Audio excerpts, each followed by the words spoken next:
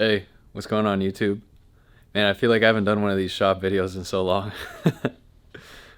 So today what I'm working on is my 1996 Civic. If you haven't seen the previous video on this car, I'd really recommend checking it out, and I'll make sure to leave a link above. So where I left off with this car is I listed out the laundry list of all the stuff that needed to be fixed with it. But today what I wanted to do is just kind of show a little bit of progress being made. And the good news is that the car actually runs really well now. So what I'll be doing is kind of just going over the details of how I got the car to start running again, because if you saw in the past video, it had a hard time even getting it out of its own way. The RPM stays then. That's normal now. Stays up a little bit. I was gonna say, when it first started up, it didn't idle high. It was like it barely was like keeping idle. Yeah, it's just a cold start. Is that a car? No, that's just the guy riding his motorcycle. But take it up this hill. Is your foot in it? No, your foot. Yeah, once you put your foot in it, yeah. Foot's down. These are hard. See the line. They look pretty good. They look new. Look. And what it ended up being was the throttle position sensor.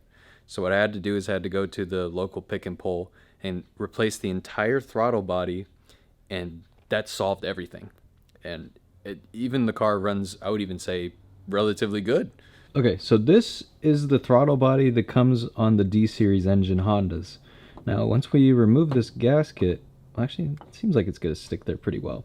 So this is like flipped upside down. So if you were looking at this, the throttle body would be sitting like this in this orientation. So you have like the throttle cable that goes over here. This is your butterfly valve. And then you have all these plugs and sensors that go about. Now, what ended up happening was somebody made the mistake of taking out the throttle position sensor when it's actually supposed to be riveted to the throttle body itself. So it wasn't making contact, and it's just, all it is just like a little gear that turns so that it moves the whole assembly itself. And when you were doing it, it wouldn't make enough contact, and it would cause the car to buck and drive horribly. So what I had to end up doing is just replacing the whole thing, because when something is riveted on, it's very difficult to fix. And it just makes more sense to replace the whole assembly so that you don't have this issue going down the road. So that's one thing that we fixed.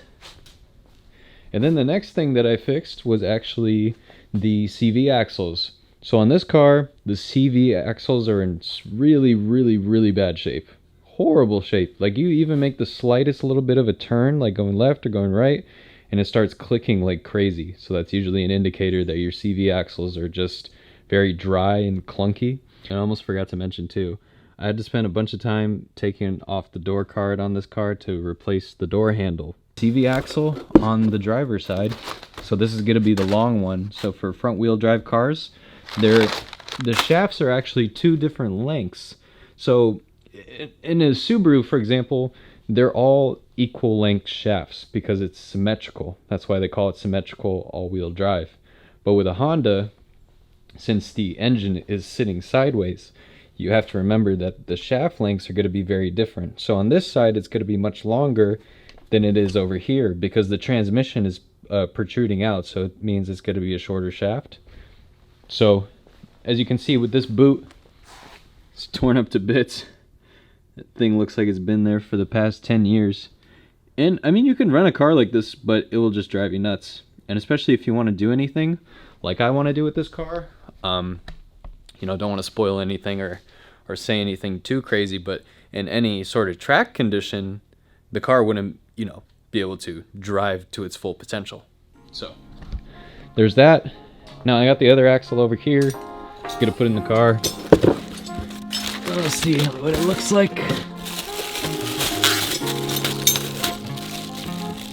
Look at that, nice and shiny. So this will look really good in the car, and it'll really change the driving experience.